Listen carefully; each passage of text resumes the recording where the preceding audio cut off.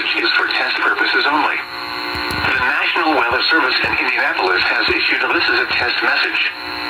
This is a test tornado warning for all counties in central Indiana. This is a test message.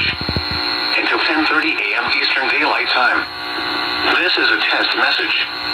At 10:15 a.m. Eastern Daylight Time, this is only a drill.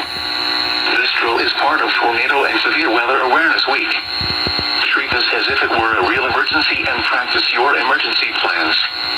Because of this test tornado warning, the normal weather radio weekly test scheduled on Wednesdays will not take place this week. Expected hazards include no severe weather was occurring or expected. Source: this is a test. The following impacts are expected. In a real tornado, flying debris will be dangerous to those caught without shelter. Even well-built homes may suffer significant damage. This is test.